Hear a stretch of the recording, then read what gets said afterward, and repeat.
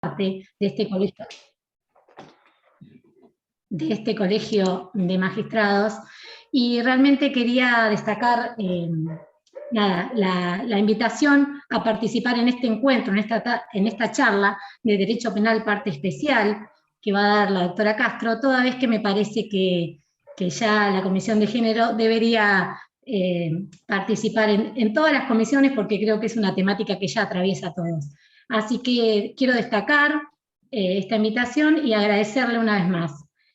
Bueno, ahora me toca hablar de la expositora, de Natalia Castro, a quien conozco personalmente y profesionalmente, y me une realmente una prestigiosa, eh, una prestigiosa labor con ella.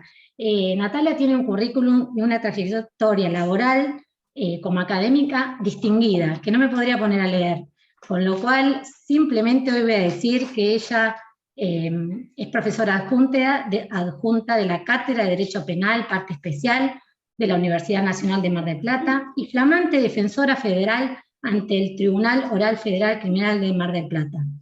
Pero bueno, tampoco puedo dejar de mencionar que es magíster en sistema penal y problemas sociales, y tiene una diplomatura en género y justicia penal, e integra el grupo de crítica penal de la Universidad Nacional de Mar del Plata.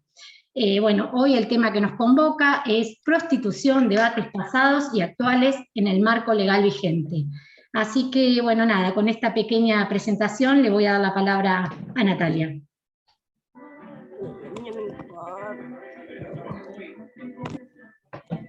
Bueno, arrancamos con música, así que le ponemos... Bueno, no está mal. No.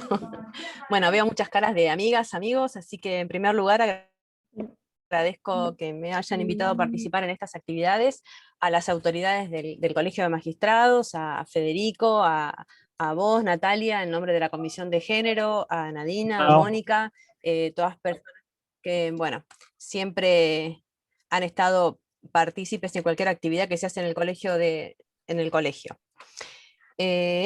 Bueno, no sé si está silenciado o empiezo. Bueno, ¿por qué elegí este tema, no? ¿Por qué elegí este título, debates actuales y debates pasados? Y la respuesta es porque la prostitución siempre ha permanecido alerta, no solo en el interior de los movimientos feministas, sino también en el seno de la sociedad, frente a cualquier hecho que se transforma en noticia y por ende se genera algún tipo de opinión por parte de toda la ciudadanía. Recientemente surgió un escándalo en las redes sociales a través de una publicidad de un artista local, un disco de Jimena Barón, donde ella publicitaba una canción que se llamaba Puta, que formaba parte de un disco a través de una imagen y de un número telefónico.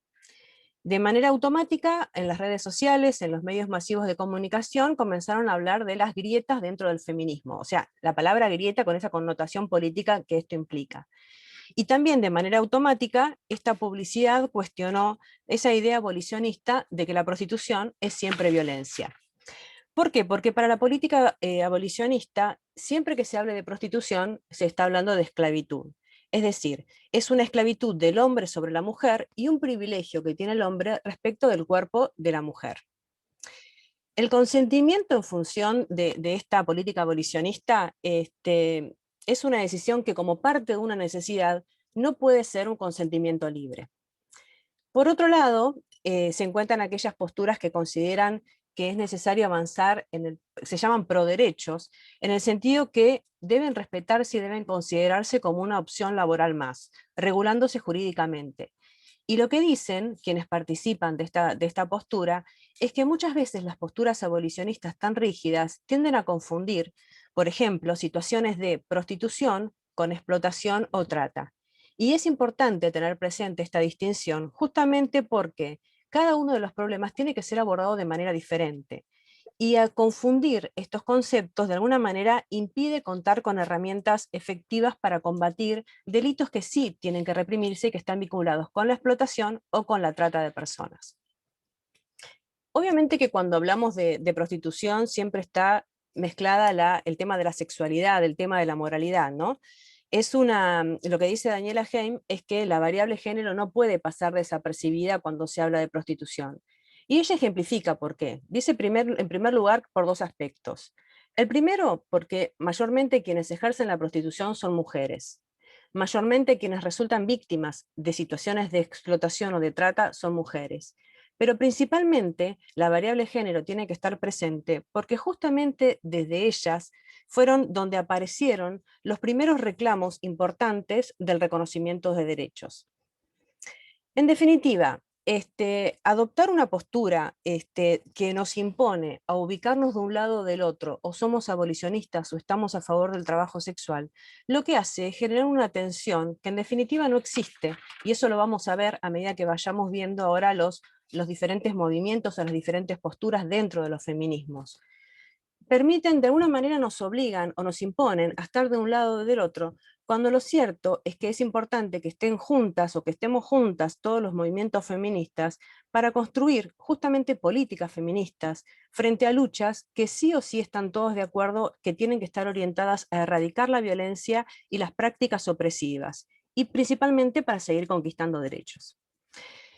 Por eso es que me pareció importante elegir este título, y la idea ahora es avanzar primero expresando cuáles son las primeras posturas de los movimientos feministas, cuáles son las prácticas discursivas de los movimientos feministas, para luego ver cómo impactan estas posturas feministas en las diferentes reglamentaciones en el ejercicio de la prostitución a nivel mundial, para luego ver cómo determinadas transformaciones sociales, transformaciones históricas, de alguna manera impactaron en las transformaciones normativas.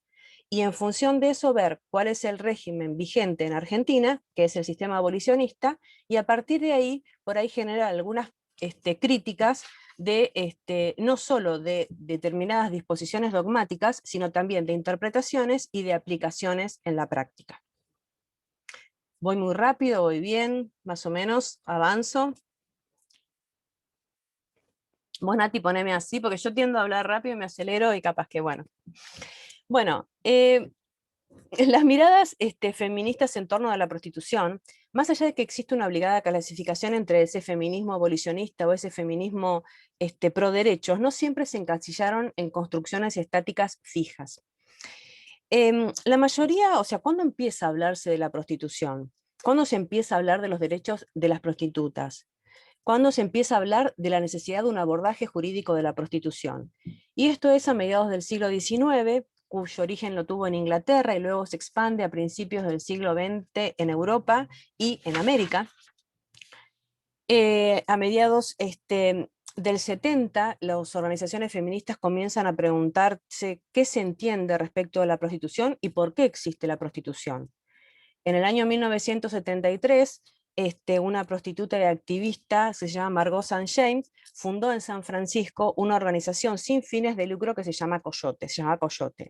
Y el objetivo era lograr el respeto de los derechos de las prostitutas, pero sin abolir la prostitución como institución.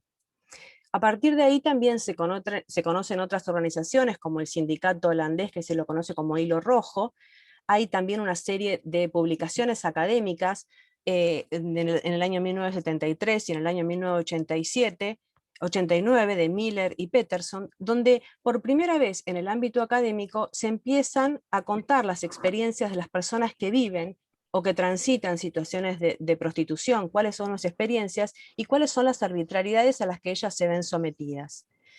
Luego también es importante el impacto que generó para que se comiencen a visibilizar esta problemática por la prostitución, dos congresos internacionales que se hicieron de prostitutas, que se hicieron en Holanda y en Bélgica en el año 1985 y en el año 1986. Es decir, a partir de este momento es donde comienza a tomarse interés por la prostitución dentro de los movimientos feministas. Ustedes seguramente, o quienes hayan leído algo respecto de prostitución, van a ver que muchas veces es muy generalizada esa periodización histórica del feminismo a través de olas, de oleadas. Las oleadas o las olas del feminismo se conocen a partir de diferentes hitos o a través de diferentes impactos bruscos que lo que hacen es generar un cambio en esa situación de calma que existe frente a determinadas situaciones que no implicaban ningún tipo de reclamo.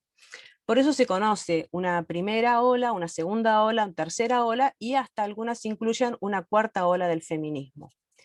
Son caracterizaciones que también están criticadas dentro de los feminismos latinoamericanos, en el sentido es que esta periodización, si bien está marcando determinados hitos históricos en relación a grupos feministas que pertenecen a otras latitudes, como por ejemplo Europa o Norteamérica, no, principalmente Estados Unidos, no refiere particularmente cuál es la verdadera situación que atraviesan muchas feministas latinoamericanas. Yo me parece más claro tomar una caracterización, una clasificación que hace una autora feminista que pertenece a la doctrina penal feminista argentina, que se llama Daniela Heim, donde voy a empezar a dividir cuáles son los movimientos feministas en relación al tratamiento de la prostitución. Entonces, en un primer lugar están las propuestas feministas y por otro lado las propuestas de las feministas pro derechos. Las propuestas feministas, lo que dice Daniela Heim, es que el feminismo abolicionista siempre tendió a ser considerado como un movimiento homogéneo, como si fuera algo estático, algo uniforme. Pero lo cierto es que se pueden identificar al menos 4 expresiones. Entonces, dentro de lo que se conoce como el feminismo abolicionista, podemos encontrar el feminismo abolicionista clásico, el feminismo abolicionista radical, el feminismo que tiende a la penalización o que procura la penalización del cliente, y un feminismo abolicionista moderado. Estos son los que forman parte de lo que es el feminismo abolicionista. Ahora bien, el feminismo abolicionista clásico, lo importante que tuvo este primer movimiento es terminar con el sistema reglamentarista de la prostitución, un sistema que estaba basado en la doctrina de la defensa y la higiene social y principalmente el positivismo teológico, ¿no?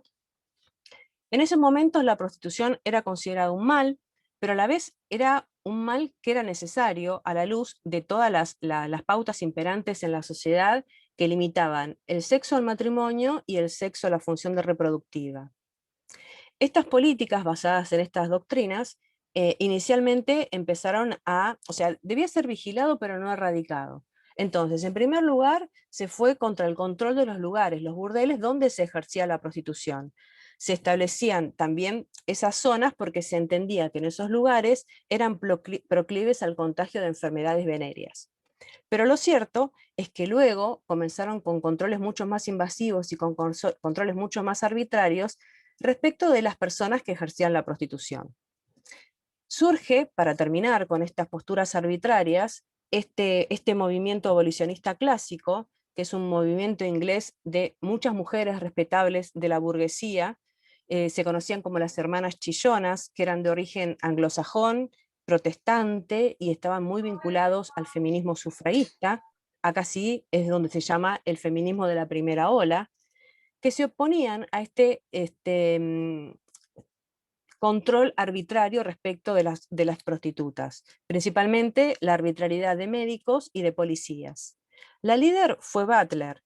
Butler era una feminista de clase media y reformista social británica, que ella empezó lo que era la gran cruzada contra los sistemas reglamentaristas.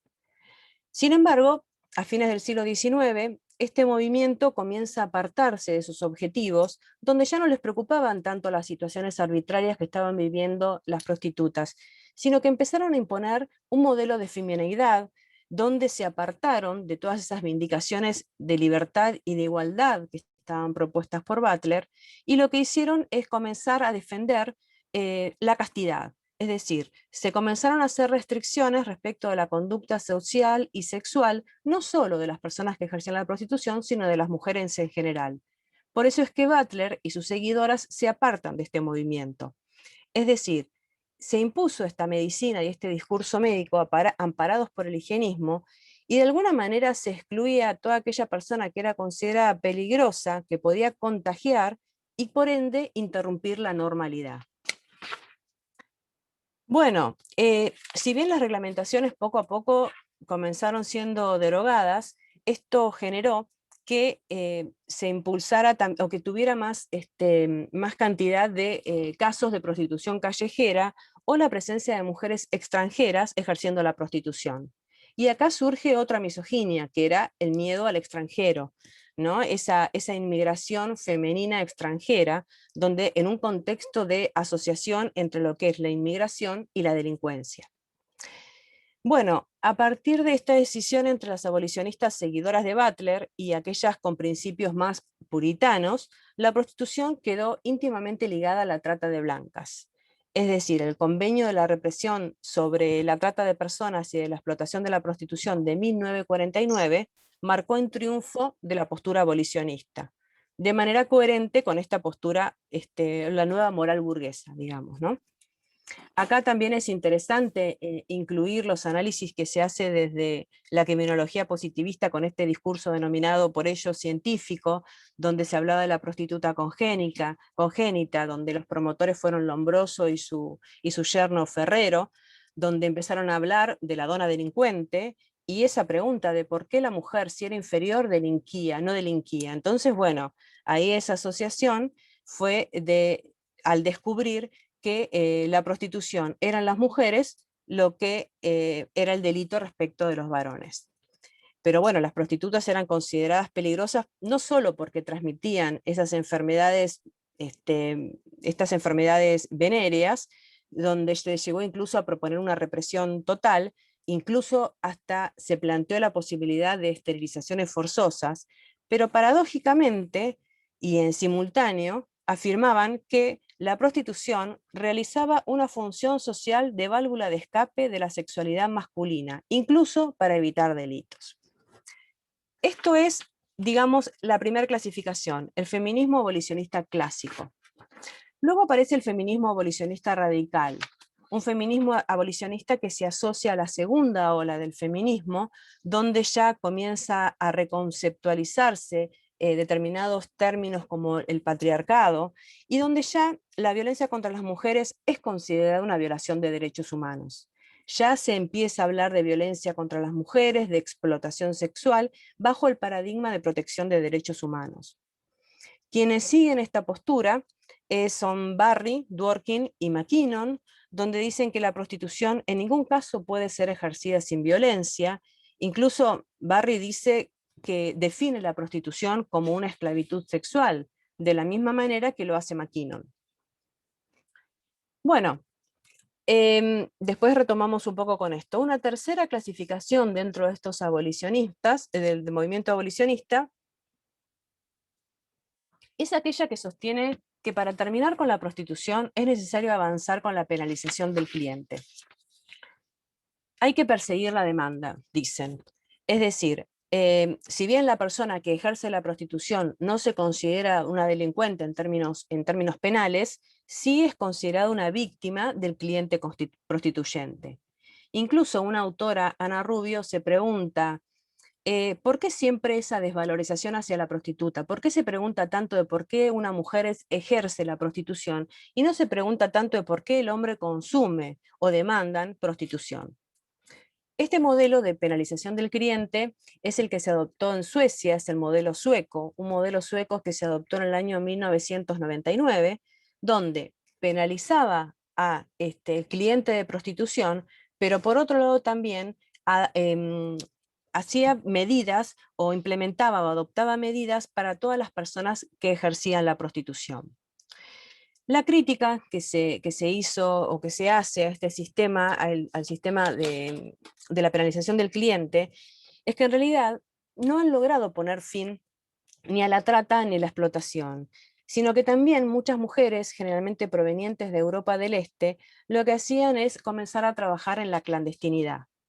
Y que además el Estado sueco, que lo había implementado en teoría, lo cierto es que al momento de poder aplicar estas medidas hacia el colectivo de personas víctimas de estas situaciones, no tenía recursos suficientes.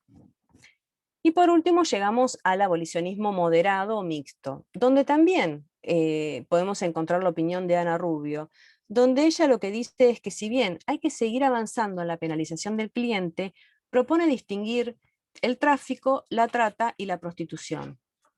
Ella dice que hoy se tiene que seguir hablando de abolicionismo, pero con algunas matizaciones, que el abolicionismo tiene que comenzar a tomar algunas de las críticas que se le está haciendo a ese movimiento, porque no pueden ser ignoradas y menos aún menospreciadas.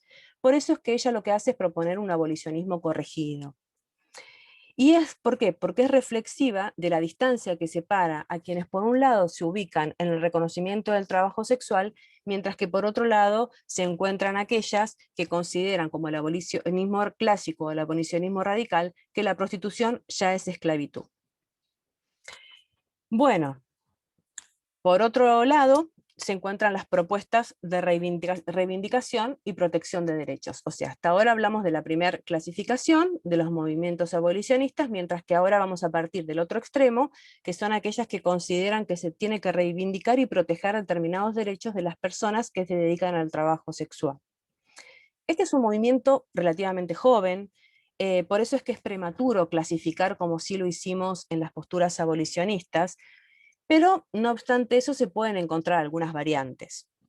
Acorde con estos feminismos pro derechos, se encuentran también los feminismos de la tercera ola, o sea, los feminismos de la tercera ola son aquellos feminismos que marcan una ruptura respecto de la posibilidad de hablar de feminismo en singular.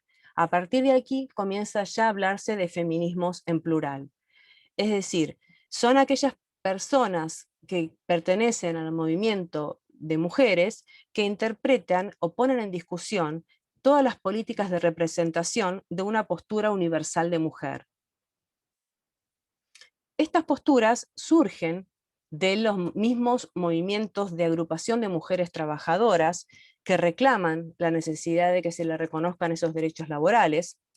Y también acá, Daniela Heim lo que hace es agruparla en tres ejes fundamentales. Un primer eje es aquel que entiende que hay que definir qué es lo que se considera como trabajo sexual, de manera clara, que no exista ningún tipo de lugar a dudas. Luego, que se tiene que distinguir trabajo sexual, trata y tráfico de personas.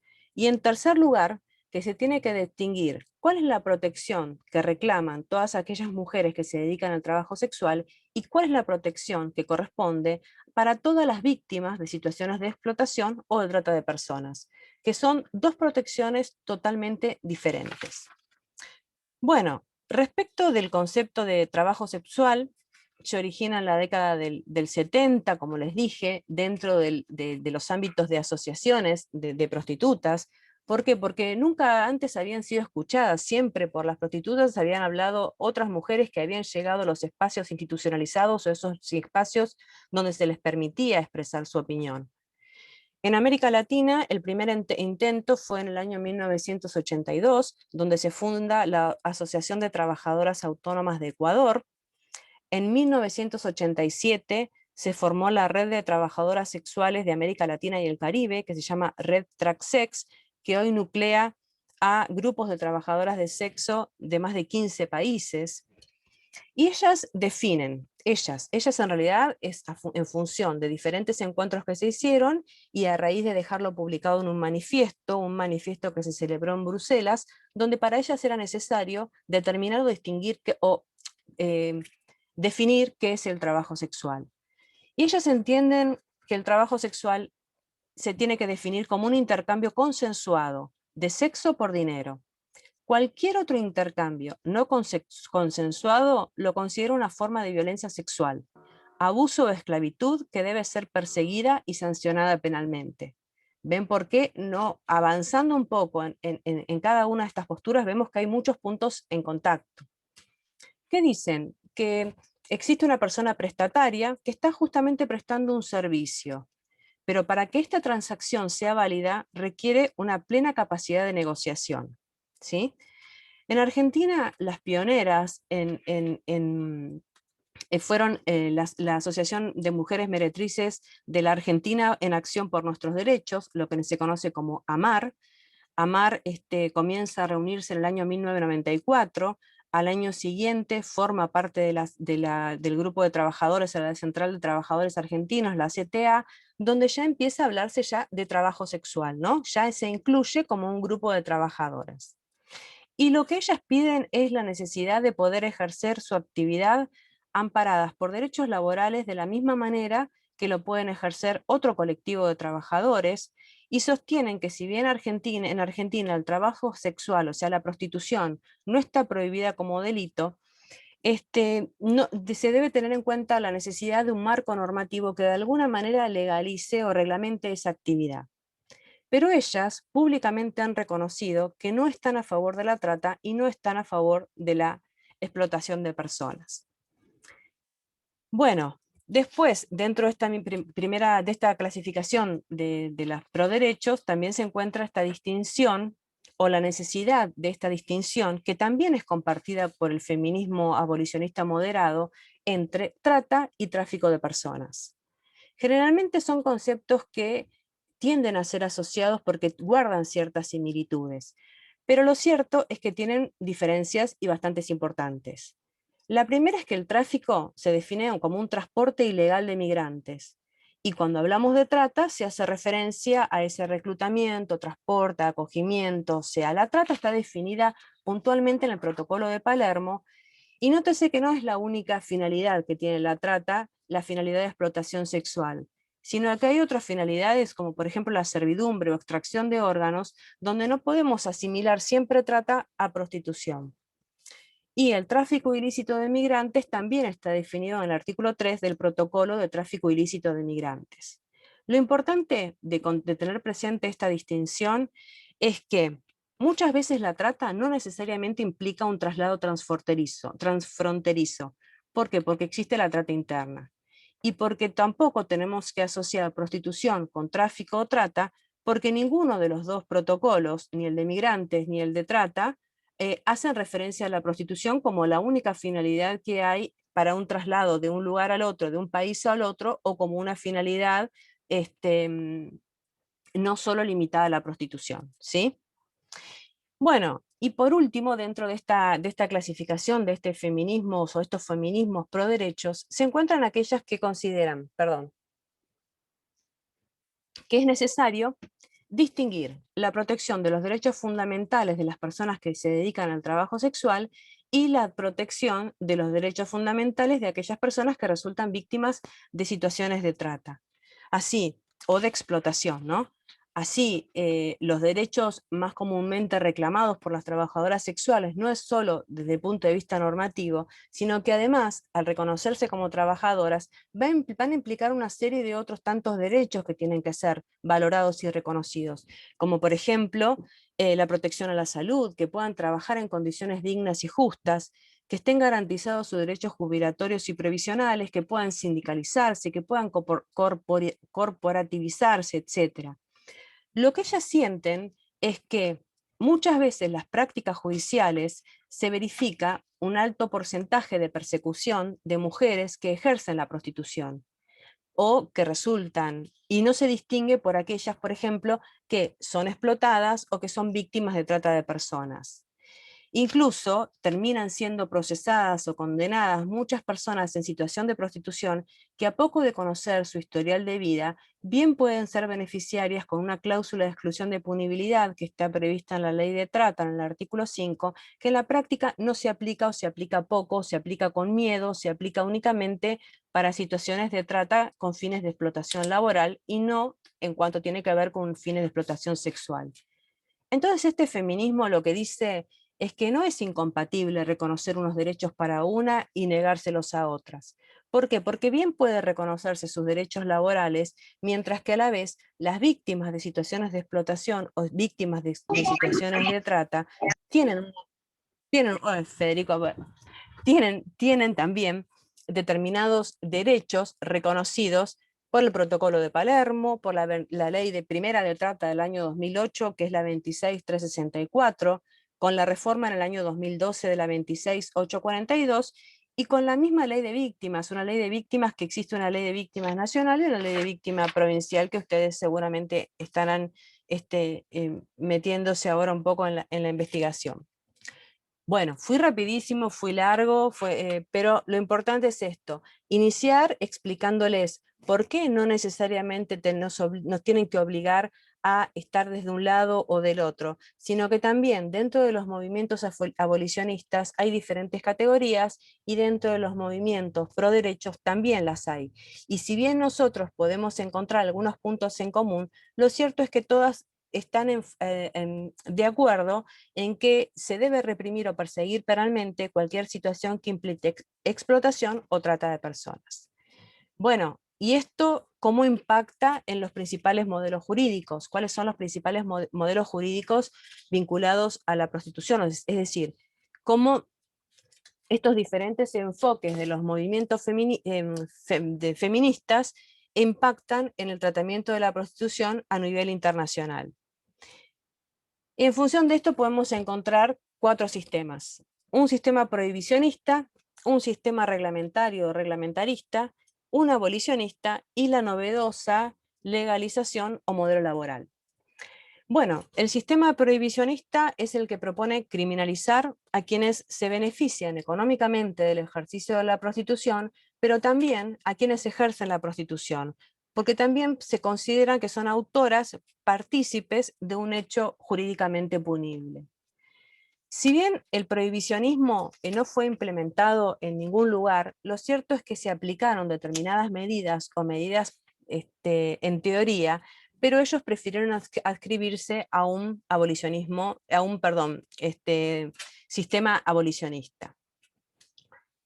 Después, por otro lado, tenemos el sistema reglamentarista. El sistema reglamentarista, que ya les adelanté, es aquel que reglamenta el ejercicio de la prostitución, ejerce medidas de inspección sobre las casas de tolerancia y sobre las mujeres que se dedican al trabajo sexual. El objetivo es evitar la difusión de enfermedades de transmisión sexual, y es lo que se conoce como el sistema francés, ese sistema francés que fue utilizado con ese pretexto higienista de velar por la salud pública, cuando en realidad lo que se pedía o lo que pasaba en estos burdeles es que se ponía en peligro la mano de obra masculina que era necesaria para el Estado y el mercado burgués ante el eventual contagio de sífilis, ¿no? Bueno,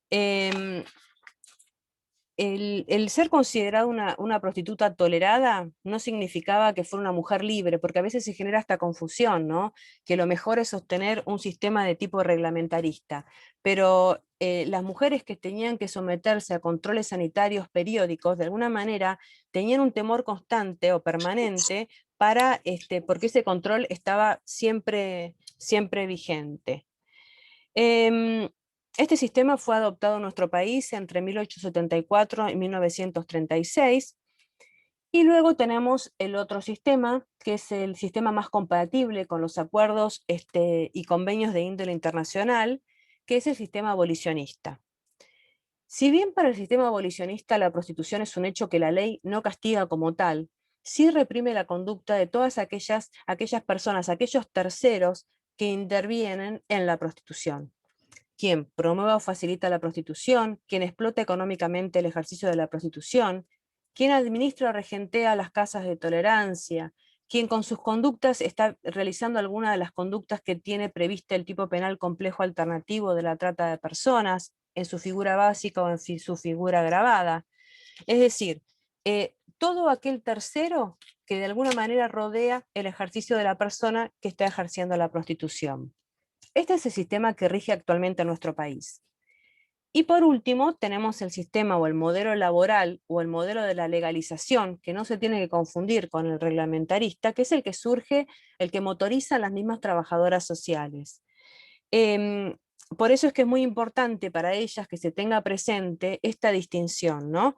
Que una cosa son las posturas regulacionistas con las posturas que adoptan los movimientos pro derechos, ¿no? Porque en muchas ocasiones tienden a ser confundidas. Ellas reclaman que se reconozcan determinados derechos como cualquier otro trabajador, no así que estén reglamentadas y que estén totalmente controladas mediante un sistema como bien lo permitía el sistema de tipo reglamentarista. Bueno, ¿qué pasa en Argentina? ¿Me van siguiendo? ¿Voy bien? ¿Voy rapidísimo? ¿Cómo voy con el tiempo? Díganme porque yo estoy por ahí, me pongo... Bueno, te estoy mirando, Fede, no sé por qué te tengo a vos la cara acá. Me sale tu cara, nada. Hola. Bueno, ¿qué es lo que pasa en Argentina, no? ¿Cuáles son las historias o cuáles son los debates en el marco jurídico argentino? Es decir, estas corrientes de los movimientos feministas, sin lugar a duda, impactaron en los diferentes regímenes que regulan la prostitución, y han impuesto, en función de las ideologías que mantiene cada uno, la implementación de un determinado régimen jurídico. Sin embargo, hay dos autoras como Cecilia Varela y Débora Deitch, que lo que dicen es que conviven diferentes legislaciones inspiradas en los distintos modelos. Es decir, por más que se sostenga un sistema de tipo abolicionista, muchas veces en la práctica hace que tienda a ser confundido con un sistema de tipo prohibicionista o reglamentarista, y ahora vamos a ver por qué. Bueno, en Argentina, en las primeras décadas de los siglos XIX, la trata de mujeres alcanzó una gran difusión. Organizaciones de personas extranjeras se dedicaban a traer mujeres a nuestro país para que ejerzan la prostitución, en función del pujante desarrollo económico y el gran aluvión migratorio que pasó en Argentina. Era frecuente la importación de mujeres provenientes de Europa del Este, por eso es que se conoce como trata de blancas, en oposición a la esclavitud de hombres o mujeres de origen africano. En Argentina fue conocida lamentablemente en ese momento como un mercado atractivo para el ejercicio de la prostitución, en función de toda la expansión agrícola y la instalación de frigoríficos en determinados sectores de la sociedad, en determinadas zonas de la sociedad, a punto de ser considerada como el paraíso de proxenetas y tratantes de personas. Incluso en Buenos Aires, con su puerto en la ciudad de Rosario, fueron las verdaderas plazas prostibularias más conocidas. A mí siempre me gusta mencionar la historia de Raquel Lieberman, porque antes no se conocía y hoy sí se conoce a través de una novela que salió en televisión, la historia de la polaca. Pero la historia de esta polaca, de esta mujer, es interesante porque con su actividad pudo poner freno a un sistema de tipo reglamentarista. Es decir, esta mujer, la polaca, Raquel Lieberman, se casó en el año 29 con Jaime Sisinger. Ella vino a Buenos Aires en el año 24, se la voy a tratar de hacer bastante corta. Cuando llega a Buenos Aires, se instala en la ciudad. Su marido, que era un miembro de la SUIG Migdal, que era una ex Varsovia, era una organización de trata de blancas, lo obligó a ejercer la prostitución. Esta organización de tratantes de blancas, que tenía su origen judío, comenzó a regentear más de 2000 prostíbulos en el país, obviamente amparado por determinadas fuerzas importantes, o por la policía o por los operadores jurídicos, ¿no? En diciembre del año 29, Raquel logra ser escuchada, Raquel comienza a hacer una denuncia, se inicia una investigación contra esta red de trata. Las investigaciones terminaron con un allanamiento en la sede de la suite Migdal en el año 1930, se efectúa un proceso, se dicta una condena, pero al año siguiente las personas que participaban fueron liberados. Fueron liberados, es decir, si bien se desbarató esta organización, lo cierto es que todas aquellas personas que habían intervenido en esta ex Varsovia comenzaron a circular y a estar en la ciudad de Buenos Aires con un dinero proveniente de una actividad lícita, pero conocidos como comerciantes prósperos. Bueno, también no solo esta organización judía era conocida, sino también la Millet era una organización francesa que también regenteaba varios prostíbulos en el país, y de hecho de esta organización surgen algunos conceptos del argot prostibulario, como por ejemplo en el idioma, cuando se habla de gigoló, de madame, de determinados conceptos que en la práctica se siguieron utilizando. Bueno, si bien con la 12331 en el año 36 comienza a hablarse de la finalización de este sistema reglamentarista, lo cierto es que comenzó una especie de reglamentarismo limitado. Es decir, había un sistema declarado que era el sistema abolicionista, un sistema declarado por la 12331. Pero esto fue alterado por un decreto en el año 44, en la presidencia del general Ramírez, y luego fue ratificado por una ley del primer gobierno de Perón en el año 46, donde de alguna manera mantenía, si bien, digamos, prohibía instalar prostíbulos, permitía la autorización para que algunos, con algunas excepciones, funcionen. Es decir, solo los ilícitos o los clandestinos eran supuestamente los perseguidos. Bueno, siguieron una serie de reformas al Código Penal, que ustedes ya, la mayoría de las reformas, la del 37, la del 41, el proyecto Soler, donde todas de alguna manera trataron de hacer alguna modificación al Código Penal, pero la modificación más importante del Código Viejo fue con la 25087. Ahí fue la ruptura más radical entre dejar de hablar de honestidad, dejar de incluir todo lo que tiene que ver con la moral y por ende todo lo que incluía la prostitución, con un nuevo concepto de libertad, ¿no? Una ley 25087 que no fue una ley que se dictó un día para el otro, una ley que también generó bastantes disputas y bastantes problemáticas dentro de los movimientos feministas. Pero bueno, fue fruto de negociaciones, fue fruto de consensos y en definitiva, de alguna manera no hay que restarle mérito porque puso fin a ese bien jurídico protegido que teníamos durante mucho tiempo, que era la honestidad, y hoy podemos hablar de integridad sexual, pero sabemos que la definición que damos es la de libertad, ¿no? Libertad sexual. En ese momento también, en los años 90, todos los movimientos de mujeres comenzaron a tener lugar y comenzaron a tematizar y a reclamar en los espacios internacionales, pero esto generó que todas las situaciones o la cuestión de la violencia contra las mujeres fuera considerada una violación de derechos humanos. A partir de entonces surgen acuerdos en torno a considerar a la prostitución, no importa si era forzada o no, y a la trata se las asimila como una forma de violencia contra las mujeres. Este movimiento feminista no solo empieza a tematizar o a tener lugares en espacios nacionales, que también hay que buscarle lo positivo a esto, ¿no? Porque por un momento las mujeres también comenzaron a ser escuchadas, sino que también comenzaron a hacer reclamos en torno a, bueno, no solo queremos reconocimiento, sino también que nos garanticen el acceso a la justicia.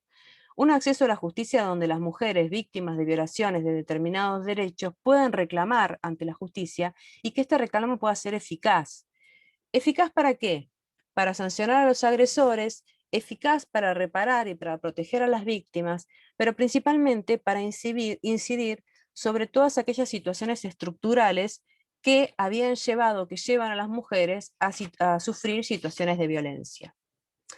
En esta época estaban vigentes muchos tratados de derechos humanos, donde no me voy a detener en ellos, pero la CEDAW, el protocolo facultativo de la CEDAW, BEDEM do Pará, las diferentes recomendaciones como la 19, la 33 sobre acceso a la justicia, el protocolo de Palermo, el Pacto Internacional de Derechos Sociales y Culturales. Es decir, ya estaba instalada la problemática de protección de derechos humanos en la agenda internacional.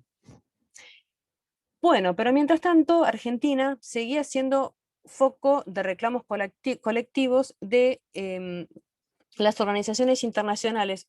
Si bien son reclamos de organizaciones internacionales, lo cierto es que a partir del año 2004, Estados Unidos comienza a hacer, mediante el Departamento de Estado de Estados Unidos, un análisis de todos aquellos países que no cumplían con lo que se llamaba el paradigma de las 3P, vinculados a la represión de la trata de personas y de la prostitución.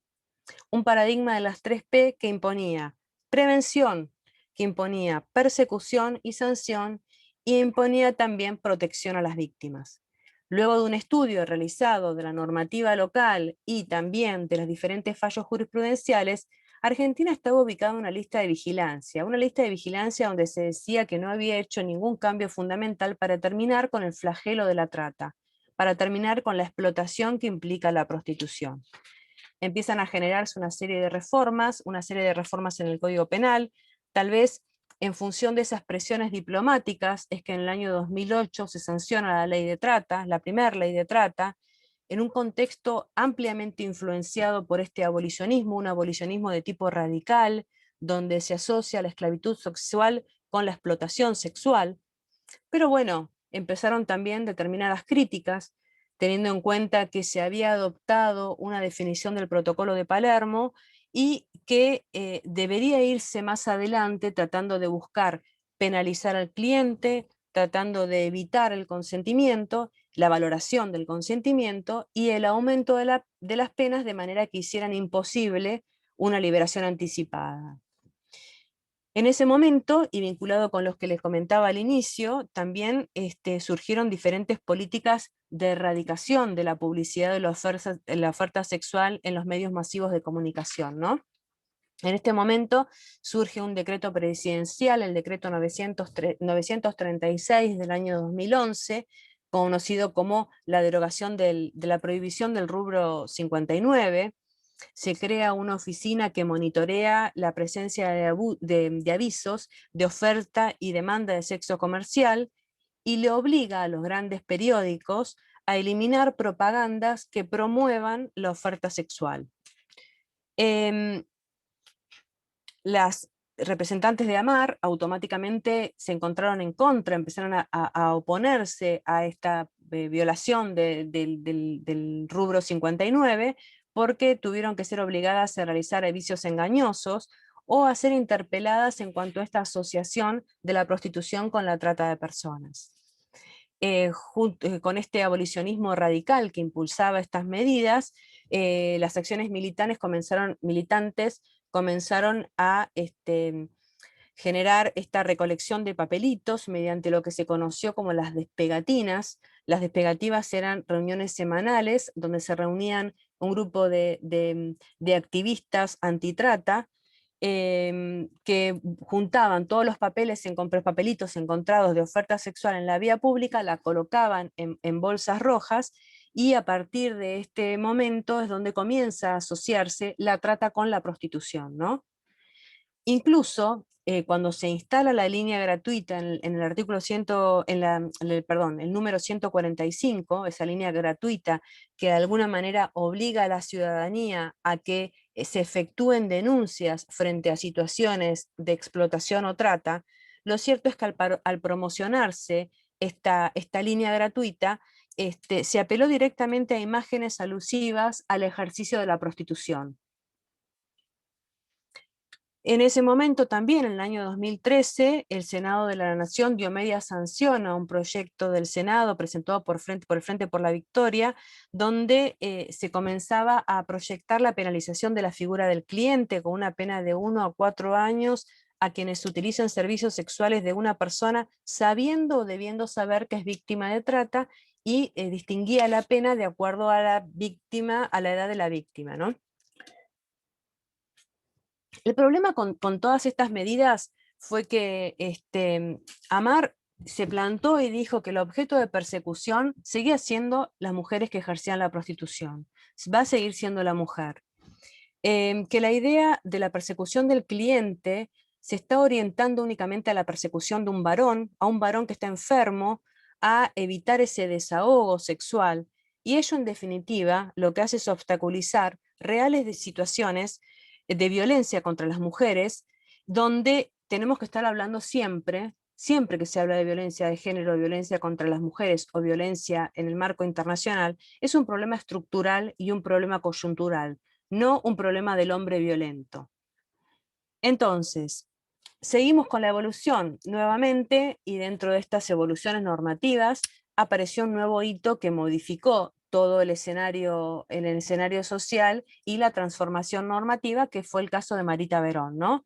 La absolución en el caso en diciembre del año 2013, que fue revocada por la Suprema Corte de la provincia, donde decide condenar a 10 de los acusados luego de la absolución de los 13. Y también tenemos que mencionar otro hecho importante, que fue el hecho ocurrido en agosto del año 2011, tras el hallazgo del cuerpo de una niña, conocido como el caso Candela.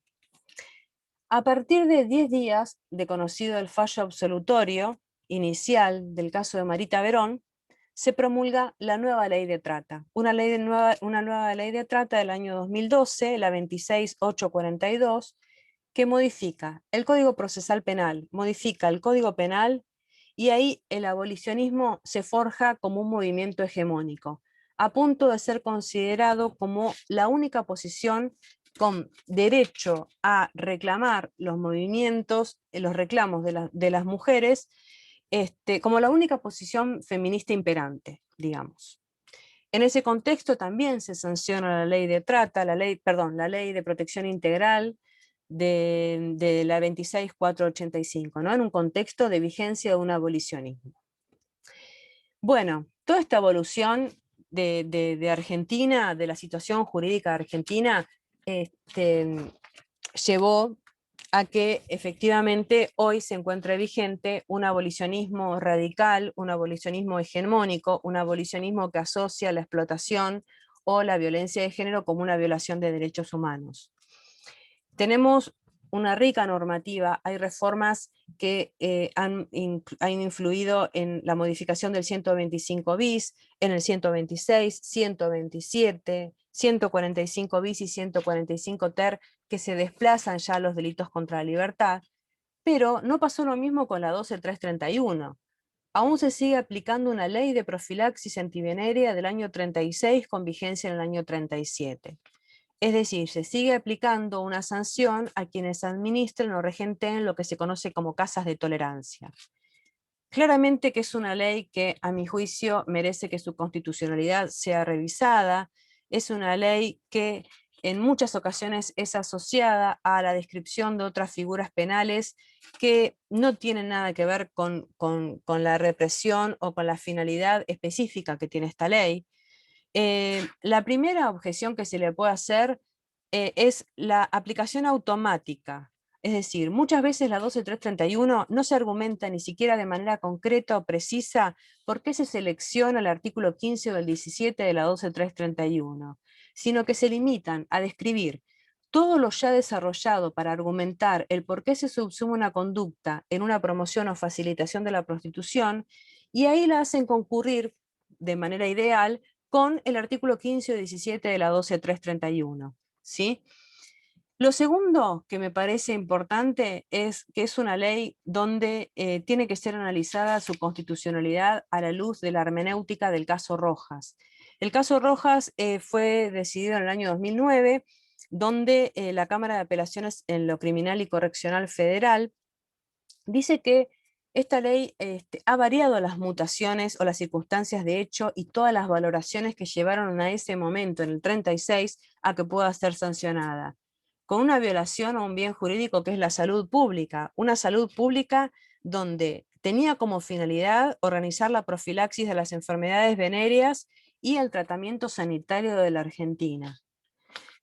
Lo que pasó fue que el 22 de agosto del año 2012, la Sala Tercera de la Cámara Federal de Casación Penal, tras un recurso que interpone el representante del Ministerio Público Fiscal y en función de esos argumentos, dice que la ley tiene que continuar vigente, porque es una ley que tiene que ser releída, una ley que adquiere una nueva significación por la vigencia de la CEDAW, de la Convención Americana, Protocolo de Palermo, la Convención para Prevenir la Trata de Personas. Es decir, estas nuevas normativas ya previstas a nivel internacional le tienen que dar un nuevo significado a la 12331. Bueno, hacen una referencia a la constitucionalidad, por qué no correspondía en su momento que el inferior declare la constitucionalidad, porque se había expedido en relación a un caso genérico y no había puntualizado en ese caso Rojas que tenía que analizar, pero lo cierto es que este fallo de la Cámara de Casación lo que hace es ser resuelto en el marco de un abolicionismo imperante. Bueno,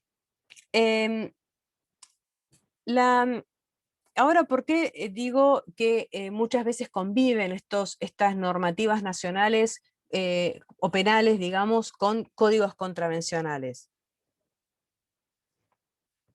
La falta de tipificación a nivel delictual de la ley penal acerca de la prostitución no vedaba hasta hace mucho tiempo que los poderes locales, a través de los códigos contravencionales, sostuvieran restricciones o prohibiciones para las personas que ejercen la prostitución, mediante conceptos como prostitución escandalosa o la realizado de manera ostensible. Hasta hace muy poco, ustedes lo conocerán mucho mejor que yo, estuvo vigente el Código de Faltas de la provincia de Buenos Aires, donde en el artículo 68 reprimía con una pena de multa y con arresto a la persona que ejerciera la prostitución, ¿no? Dando ocasión a escándalo, molestando, produjera escándalo en la casa que habitare. Es una ley que se aplicó hasta hace muy poco, incluso con la utilización de figuras abiertas como los conceptos de escandalosa, o en la ciudad de Buenos Aires, que existía una norma similar con la palabra ostensible, es decir, normas totalmente violatorias al principio de legalidad. Esto también fue de la mano con una serie de disposiciones donde comenzaron a prohibir a nivel municipal o provincial el cierre o la habilitación de las whiskerías como tal, restricciones a whiskerías y restricciones a cabarets, donde también en la formulación de estas prohibiciones se equiparó la trata con la prostitución y se prohibía la que puedan funcionar o estar habilitados cualquier sitio donde se realicen o toleren actos de prostitución.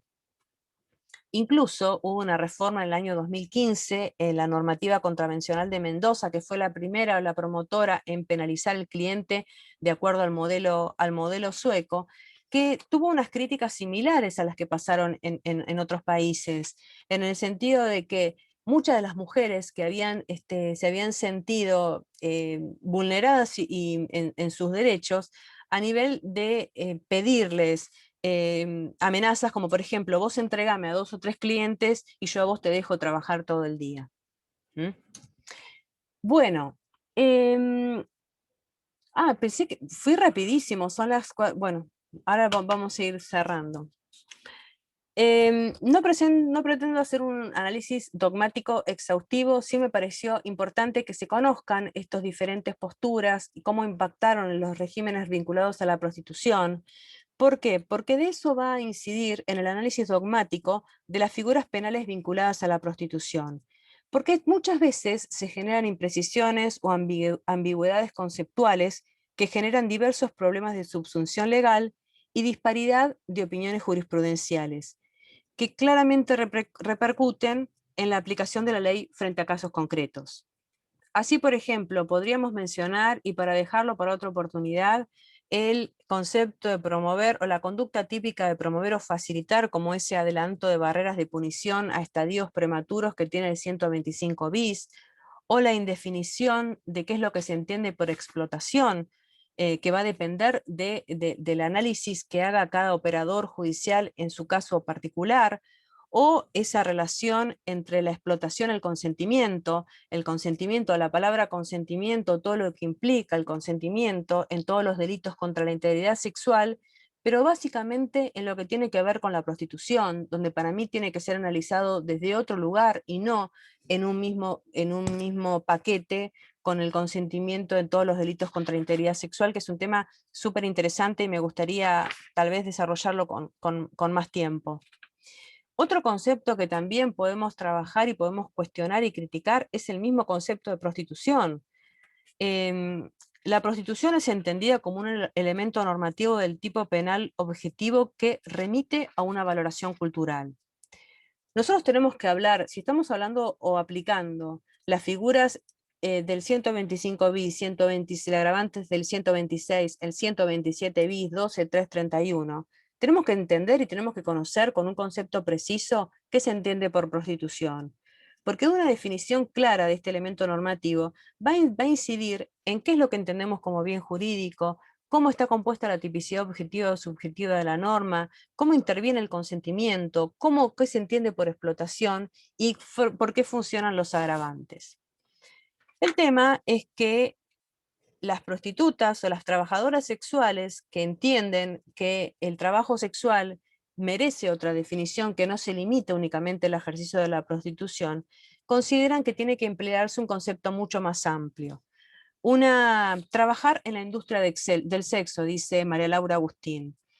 Ella dice que se tiene que entender el trabajo sexual con un amplio rango de intercambios de bienes comerciales y servicios que poseen un elemento erótico o sexual. Aclara que la imprecisión del término prostitución invisibiliza la diversidad de estos intercambios. Es decir, hoy, si recurrimos a la mayoría de los manuales de derecho penal, clásicos como contemporáneos, encontramos una definición de prostitución como ese trato sexual, venal, habitual o indeterminado. Todos los autores consideran que esa es la definición que corresponde al concepto de prostitución. Esa es la definición de autores tradicionales que son tomadas por los autores doctrinarios contemporáneos, para definir la prostitución. Pero ¿qué pasa? Se terminan empleando palabras vetustas, palabras de reconocidos autores académicos que han escrito para otros tiempos, para otra sociedad, y por ahí puede pasar que en la definición o en la aplicación o en la redacción de una resolución judicial se terminen poniendo palabras como vicios eróticos, joven fácil, depravación por motivos sexuales, impulso meramente erótico o desahogo sexual. Ese desahogo sexual que se conoció a través de los medios de comunicación en el marco de un acuerdo de juicio abreviado, donde surgieron opiniones divergentes al respecto, donde si bien no cuestiono, obviamente critico la interpretación que hizo este magistrado y la resolución a la que llegó, lo cierto es que la bibliografía a la que pudo recurrir para redactar su sentencia le define la prostitución con esos términos. Por eso es que hay que replantearse también un poco cómo enseñamos la dogmática penal y qué conceptos son los que podemos criticar. Incluso, recientemente en un tribunal oral de Neuquén, se dictó una sentencia que investigaba un delito de explotación económica del ejercicio de la prostitución, y el fiscal, al momento de alegar y analizando la situación del copeo, o sea, las copas, fue resuelto por un fallo de la Cámara de Casación que se llama Ávila Yopla, la Sala Federal, la Sala 1 de la Cámara Federal de Casación, que interpretó que lo que se ofrece con la copa no es la copa en sí, sino que se ofrecen los cuerpos de las mujeres, que la actividad de copeo, y más cuando hay un porcentaje que se divide entre la persona que ejerce la prostitución y el dueño del bar, es parte integrante de la prostitución. Y acá el magistrado se opuso al alegato que había dicho el fiscal, porque dice que el copeo de ninguna manera integra la explotación, que hay siempre confusión entre trata, explotación y trabajo. Y ahí es donde también analiza qué diferencia hay entre las trabajadoras sexuales que están pidiendo que se les reconozcan sus derechos laborales para evitar situaciones de explotación de aquel que trabaja en Uber o en Globo. Eso también salió en los medios de comunicación, ¿no? Que es necesario que determinadas actividades precarias también estén reglamentadas como para evitar situaciones de explotación o situaciones de abuso.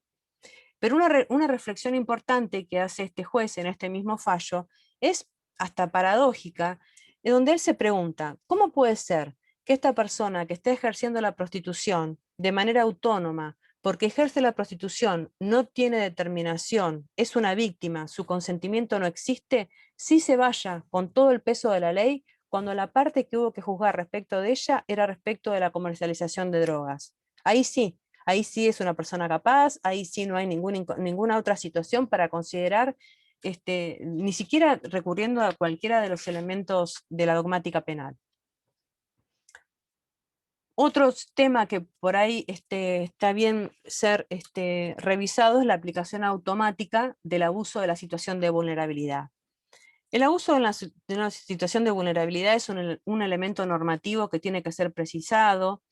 Se corre el riesgo cuando se habla de abuso de una situación de vulnerabilidad, que si estamos hablando de una persona mujer, menor, pobre, extranjera, ya se recurre al ne bis in idem. ¿Por qué? Porque son valoraciones que fueron efectuadas tal vez para considerar que la figura básica estaba agravada y ahora se incluyen para considerar también que por eso es una persona vulnerable. Pero omiten considerar que para el agravante de un abuso, una situación de vulnerabilidad, justamente tiene que estar demostrado el abuso, la explotación, el aprovechamiento. No basta demostrar que una persona es vulnerable, sino que se tiene que demostrar con pruebas fidedignas y fehacientes que el autor lo que hizo fue aprovecharse de esa situación de vulnerabilidad.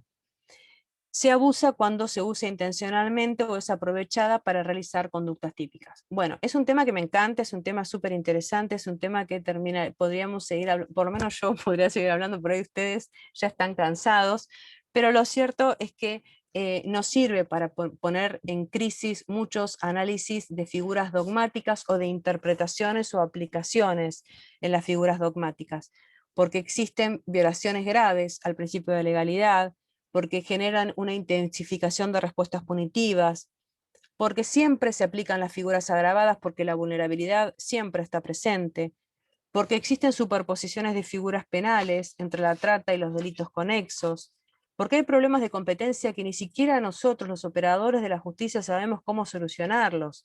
O se aplica o interviene la justicia federal porque es un delito de trata o un delito de migraciones, 116, 117 de la ley 25.871, o interviene la justicia provincial, ¿por qué? Porque estamos hablando del 125 bis, el 126, el 127 o la 12331, que genera inseguridad jurídica, que genera un impacto importantísimo en la etapa de la ejecución de la pena. Es decir, tenemos que conocer toda esta historia, es importante conocer cuáles son las posturas de los movimientos feministas, que no nos obliguen a ubicarnos o somos abolicionistas o protegemos el trabajo sexual, porque todas buscan lo mismo, terminar con la explotación y las situaciones de trata. Lo que sí tenemos que hacer interpretaciones que también escuchen las voces de las minorías e interpretaciones y aplicaciones de las normas que de alguna manera conozcan cuáles son las consecuencias prácticas de aquellas personas que ejercen la prostitución y durante mucho tiempo sus voces fueron invisibilizadas. Bueno, gracias, terminé. Espero que les haya gustado, no los haya cansado. Si no sé si fue mucha gente. No, no. No, no, tuvimos un público atento. Bueno, Nati, Bueno, gracias como siempre por tu exposición. Quería preguntarle a las personas que están en el Zoom si quieren hacer alguna pregunta, directamente desmutéense y la hacen directamente a Natalia. Y bueno, si no me dicen y la leemos acá por el chat. Hola Natalia, ¿cómo andan? Hola, Hola Fede. Nati, primero que nada, muchas gracias, la verdad que estuvo espectacular. Yo tengo ganas de hacerte una pregunta con mi hija de fondo. Te quiero preguntar qué opinión tenés sobre las diferentes interpretaciones que hay sobre nuestro 125 bis y la posibilidad de penalizar al cliente.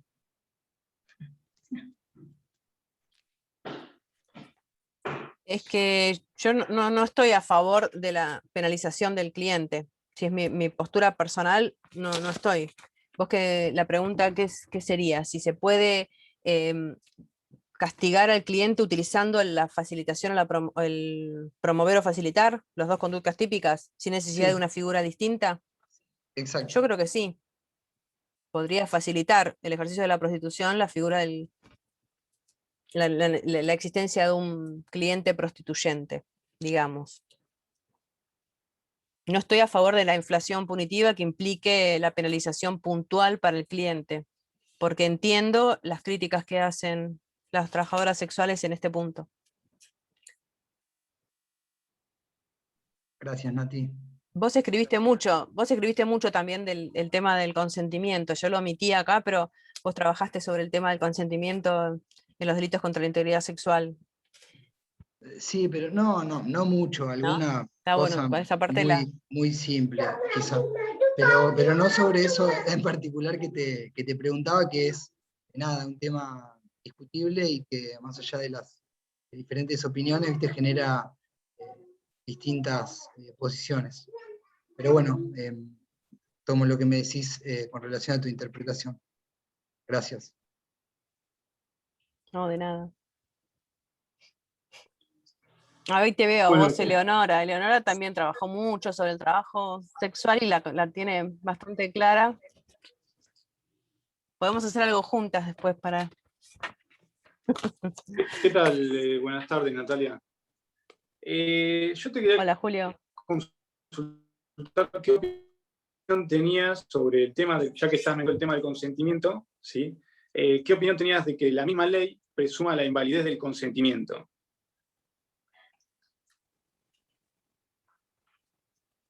Sí, por eso por eso lo pasé rapidísimo el tema del consentimiento, porque es el que siempre genera inconvenientes, ¿no?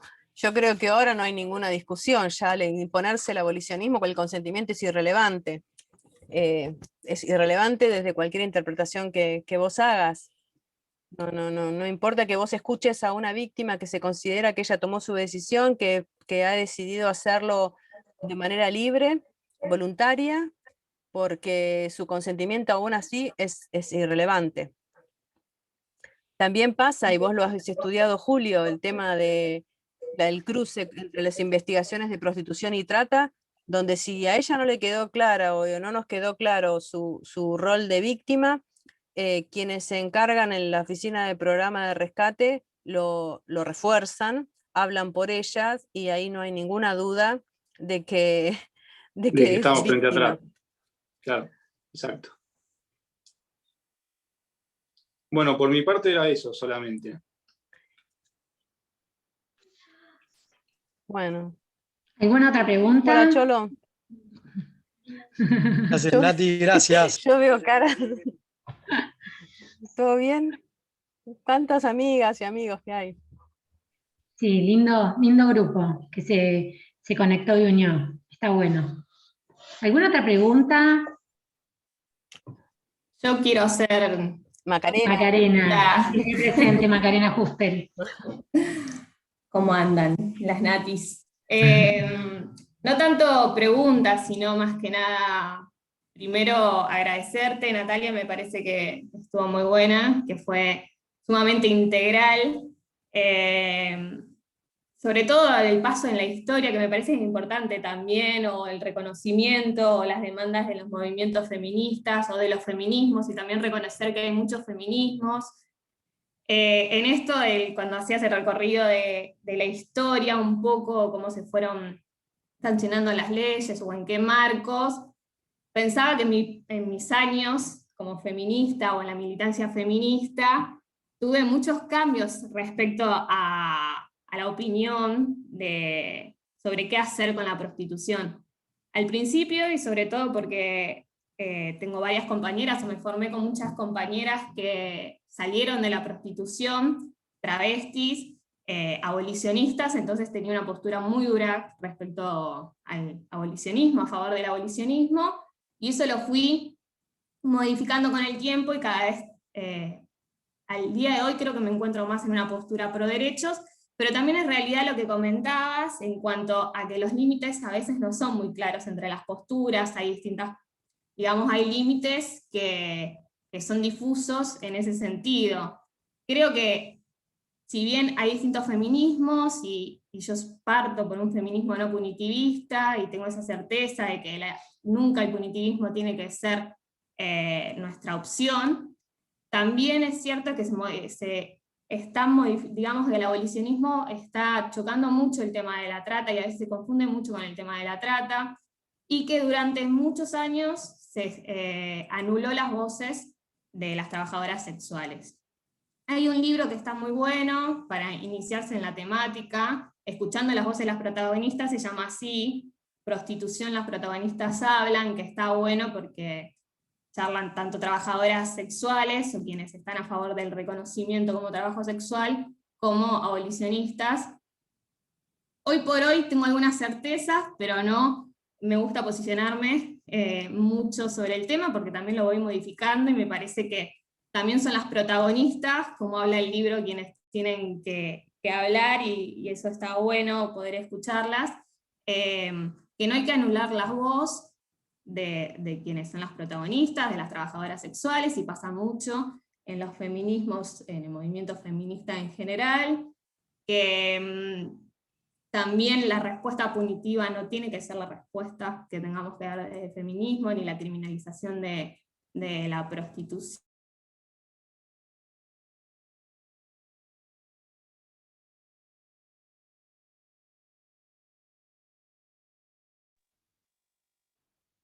Uy, se le cortó. Sí, se muteó. Quedó ahí como cortada. A ver si. Le aviso. Ahí está. ¿Te Ahí. quedaste? Quedaste congelada, Maca, no se escuchó la última parte. Sí, el problema del teletrabajo también. Con las conexiones, bueno, no sé, igualmente eran como más un poco esto, como que los recorridos que venimos haciendo los feminismos, que creo que si bien sí en la regulación, o en las leyes, o en las normativas ha imperado un feminismo abolicionista, yo creo que estamos en otro tipo de discusión actualmente. Yo creo que de a poco se empiezan a escuchar más los reconocimientos a las trabajadoras sexuales, a las prostitutas. Georgina Orellano, por ejemplo, desde AMAR, tiene como un recorrido y una influencia muy importante en las discusiones. Pero bueno, nada, en realidad era un comentario más general, me pareció sumamente interesante, me parece que es una discusión que hay que dar, que lo que no hay que hacer es o comernos el discurso de que en esto que genera grietas en el feminismo, no, siempre los hemos puesto sobre la mesa, seguir discutiéndolo, y que bueno, que estoy de acuerdo en el sentido que la respuesta no puede ser punitivista, que hay que escuchar a las voces, que no hay que anular el consentimiento, y en ciertos casos también hay que empezar a discutir o trasladar las mismas discusiones que nos dimos durante décadas respecto a la necesidad de legalizar el aborto, con estas discusiones sobre la autonomía, sobre la soberanía sobre nuestros cuerpos, y un poco también en eso estoy de acuerdo con lo que dice Federici, Silvia, que es la autora de Calibán y la bruja, del patriarcado del salario, en cuanto a que nuestros cuerpos son explotados de diversas maneras, que hay que ir hacia la no explotación en general. Bueno, ella es marxista y tiene toda una construcción en base a eso, y creo que tenemos que ir hacia un abolicionismo de todo tipo de explotación y de la explotación de nuestros cuerpos, ni hablar, pero eso no tiene que implicar desentendernos o como Estado hacernos cargo de distintas políticas o de reconocer derechos a las trabajadoras sexuales o quienes ejercen la prostitución. Bueno, Maca, gracias por tu aporte siempre. La verdad también siempre es muy interesante escucharte. ¿Alguna otra pregunta? ¿Alguien más que tenga algo que preguntar o alguna duda o algo que reflexionar? ¿Qué tal? Buenas tardes para todos. No aparece mi nombre ahí, mi nombre es Agustín. Agus, hola Agus, bienvenida. ¿Qué tal? ¿Cómo estás, Natalia? La verdad que también agradecerle a Natalia por el aporte que ha hecho, si bien por ahí no nos paramos desde el mismo lugar. Yo fui parte de ese libro del que hablaba Macarena hace un ratito, sí terminar de reflexionar y pensar que las mujeres, las travestis y las trans que están en prostitución deben ser las últimas a las que el sistema penal debe perseguir, que estamos viendo que no pasa eso, al menos acá en la ciudad de Mar del Plata se construye toda una herramienta para perseguir a las travestis y las trans que están en prostitución en las mal denominadas zonas rojas, y de hecho son las únicas encarceladas en ese sentido. Y pensaba también, bueno, esto del consentimiento, ¿no? Siempre pensamos, ahí está el gran debate, el consentimiento, si es tan libremente prestado. La verdad es que el último informe del Ministerio Público de la Defensa de Cava, con un mapeo que hizo de travestis y transexuales y mujeres transgénero en general, el 89 manifestó estar en prostitución. Esto quiere decir que no elegían la prostitución si tuvieran alguna otra posibilidad. Me parece que ahí es cuando se obtura el debate y que tenemos que poder... lo que tenemos en claro, tanto una postura como la otra, es que las últimas que deben ser perseguidas por el sistema penal son las mujeres, las travestis y las trans que están en prostitución, ¿no? Eso me parece que nos pone, de hecho cuando se presentó el libro fue en lo que nos pusimos de acuerdo. Después, me parece que hay que seguir dando los debates que enriquecen siempre con mucho respeto y escuchando a las protagonistas, ¿no? La verdad es que del libro no participó este sindicato, que fue el primero, y que, bueno, lo arman compañeras que se corrieron luego, ¿no? Y que armaron AMADH. La derogación del artículo 68 ha sido un gran logro del movimiento abolicionista, porque nosotras pensamos verdaderamente que la última que debe ser perseguida por la policía y por el sistema penal son las personas prostituidas. Y acá en Mar del Plata hemos tenido, la verdad, que experiencias bastante polémicas con AMAR, porque quien conducía AMAR en Mar del Plata ha sido cuestionada, de hecho denunciada por una mujer que ejercía en algún momento libremente la prostitución y que cuando llegó a esta especie de cooperativa sintió que era un privado, ¿no? Y un privado es bueno, la explotación sexual de los cuerpos ajenos, que alguien se quede con un dinero por ese servicio prestado, ¿no? Si una persona lo hace de manera libre y sin que nadie lo esté quedándose con una ganancia, bueno, podemos pensar que esa persona lo está haciendo de manera cooperativa, como se publicitaba acá en Mar del Plata. Esta persona decía que tenía una cooperativa de trabajadoras sexuales, esta mujer se sintió seducida por eso, y terminó denunciando, porque en realidad se daba cuenta que estaba siendo parte de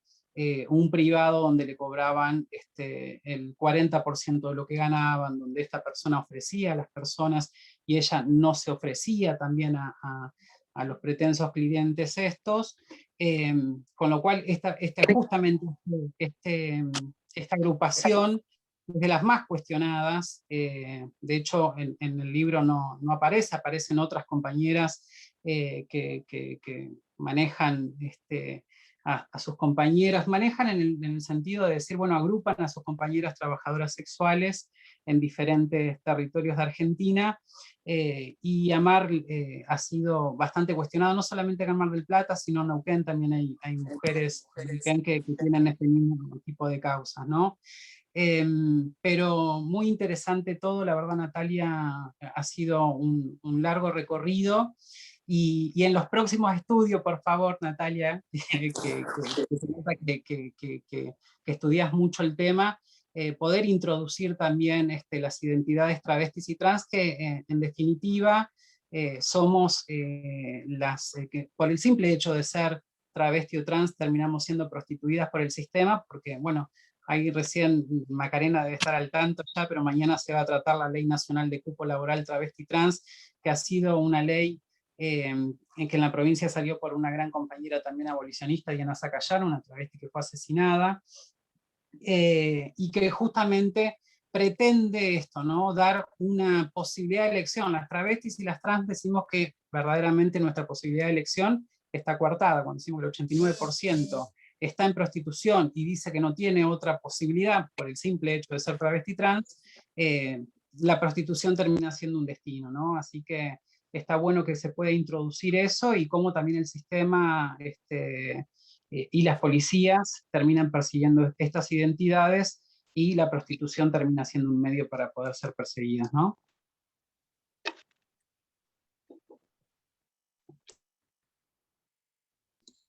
Gracias, Agus, también por tu aporte, y vamos a tener en cuenta todo lo que nos solicitaste. Siempre es bueno tenerte en estas charlas porque también nos das otra mirada, y bueno, nada, te agradezco. ¿Alguna otra pregunta? ¿Alguien más? Bueno, Nati, creo que vamos a dar por finalizadas las jornadas. Bueno, una vez más, orgullosa de contar con tu disertación, siempre tan rica en contenidos, y bueno, y también nos enseñas con tu humildad los conocimientos que en materias que por ahí no todo el mundo por ahí están, es una práctica tan habitual por la función que tiene cada uno. Así que bueno, nada, agradezco nuevamente la invitación desde la Comisión de Género y Diversidad Sexual. Agradezco a la Comisión de Derecho Penal, a Federico, que ya lo dije en el comienzo de la charla, y bueno, creo que es importante seguir trabajando en sociedad en pos de una transformación hacia un cambio transversal y a una mirada con perspectiva de género. Por eso me pareció importantísimo todas las opiniones y toda esta charla que Natalia tan gentilmente, como siempre, nos prestas en el colegio y en cualquier actividad que te solicitamos. Gracias a todos. Gracias a tantos amigos que están acá presentes, y bueno, nos vemos en las próximas jornadas, dentro de 15 días, con el doctor Alexis Sima. ¿Sí? Nadia, Nadina. Perdón, lo único que decía es que se cambió la fecha, es la semana que viene, no es en 15 días. La última es la semana que viene. Bien, perfecto. Bueno, entonces la semana que viene. Bueno, chicos, chicas, a todos los esperamos, y bueno, un placer. Nos vemos con una actividad del colegio, la del viernes, que está buenísima. Ahí está Marisa Herrera, Cecilia Hobbs. Sí. Esa actividad es súper buena. Sí, otra actividad importante que realiza el Colegio de Magistrados, así que bueno, el que quiera sumarse al Zoom, después por las redes vamos a seguir publicándolo. Fede, te doy la palabra. Bueno, tengo mucho lío acá en casa, pero nada más sumarme a tus palabras, Nati, y agradecerle a Natalia por el encuentro de hoy, y nada, seguramente nos vemos el viernes, y la semana que viene con Alexis Simas, que ya cierra este curso. Gracias a todas y a todos, y un saludo muy afectuoso.